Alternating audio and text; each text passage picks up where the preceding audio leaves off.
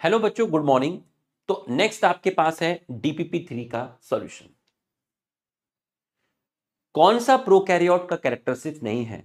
Prokaryote में cell membrane का invagination है जो रेस्पिरेशन में हेल्प करता है, मेसोसोम मिलता है। प्रोकैरियोट का डीएनए सर्कुलर है, यह भी सही है।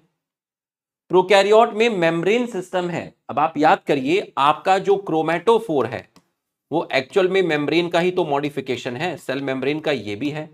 मेम्ब्रेन बाउंड ऑर्गेनेल प्रोकैरियोट में नहीं मिलते, तो आंसर है option D.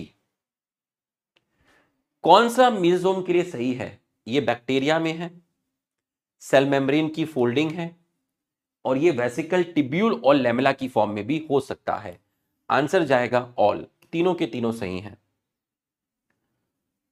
Most of the bacterial cell envelope consist of only the cell membrane, गलत हो गया क्योंकि 3 लेयर होती हैं, glycocalyx, cell wall, cell membrane, ये भी गलत हो गया। ओनली ग्लाइकोकैलेक्स, एक तो अकेला ग्लाइकोकैलेक्स नहीं होता, 3 लेयर होती हैं। टाइटली बाउंड 3 लेयर स्ट्रक्चर, तीनों लेयर टाइटली बाउंड होती हैं। कौन सा फिम्ब्रे के लिए सही नहीं है? फिम्ब्रे ब्रिसल लाइक स्ट्रक्चर है जो कि अटैचमेंट में हेल्प करते हैं, दोनों सही हैं। और ये प्रोटीन के बने होते हैं, ये भी सही है। दे फॉर्म पैलिकल, नहीं, ये आपका गलत हो गया। पेलिकल में आपको बताऊंगा जब मैं बायोलॉजिकल क्लासिफिकेशन चैप्टर पढ़ाऊंगा, तब मैं आपको बताऊंगा कि एक ऑर्गेनिज्म है यूग्लिना।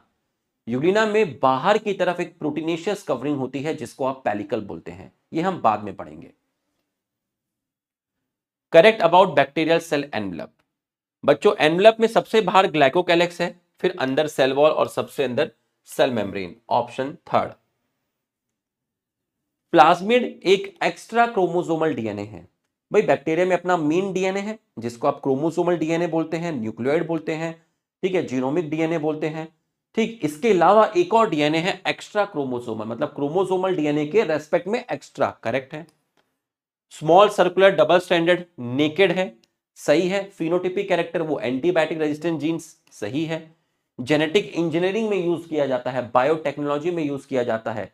जो मैंने आपको एक सेंटेंस लिखवाया था, दे हेल्प इन ट्रांसफॉर्मेशन, और बताया था क्लास 12th में पढ़ोगे जूलॉजी में। रेप्लिकेशन ऑफ न्यूक्लियोइड, ये गलत है। प्लाज्मिड अपना नंबर को डबल करता है, खुद से करता है। जैसे एक प्लाज्मिड है तो वो सिंथेसिस करके 1 से 2 बना लेगा। ऐसे ही बैक्टीरिया में जो मेन डीएनए होता है, जिसको आप क्या बोलते हो, न्यूक्लियोइड बोलते हो, होता है ना बैक्टीरिया का अपना chromosomal DNA double stranded circular, वो भी खुद 1 से 2 कर लेता है। तो प्लाज्मिड अपना खुद 1 से 2 करेगा, और जो मेन डीएनए है वो भी खुद 1 से 2 करेगा सिंथेसिस करके। तो इनकी जो सिंथेसिस होती है वो एक दूसरे पर डिपेंड नहीं होती, एक दूसरे से इंडिपेंडेंटली होती है। ये स्टेटमेंट आपका गलत हो गया। Capsule thick and tough glycocalyx है, स्लाइम लेयर लूज है, पिलाई मोटिलिटी वाला ऑर्गन नहीं है। ठीक है, पिलाई मोटिलिटी वाला ऑर्गन नहीं है। ठीक, एक बैक्टीरिया को अपना डीएनए दूसरे बैक्टीरिया में ट्रांसफर करना है, इस प्रोसेस को कॉन्जुगेशन बोलते हैं, जो अभी एनसीईआरटी में नहीं है। इस प्रोसेस को हेल्प करने में पिलाई यूज होते हैं। प्रोकैरियोट छोटा है यूकैरियोट के कंपेयर में, फास्ट मल्टीप्लाई करता है, और प्रोकैरियोट में blue green algae, mycoplasma, PPLO आते हैं। तो आपके जो स्टेटमेंट है वो सारे के सारे सही हैं। जीनोमिक डीएनए मतलब जो मेन डीएनए है वो नेकेड होता है ऑल प्रोकैरियोटिक सेल। अब आप कहेंगे सर प्रोकैरियोट यूनिसेलर होते हैं, तो आपने यूनिसेलर क्यों नहीं लिखा? इसलिए नहीं लिखा कि बायोलॉजिकल क्लासिफिकेशन में मैं आपको प्रोटिस्टा के बारे में पढ़ाऊंगा। प्रोटिस्टा, अमीबा, यूग्लिना, डायनोफिलेट, डायटम, ये भी यूनिसेलर ही होते हैं, बट इनका डीएनए नेकेड नहीं होता, वहां न्यूक्लियर मेम्ब्रेन प्रेजेंट होती है। स्टिकी कैरेक्टर आपका प्रोवाइड करता है ग्लाइकोकैलेक्स।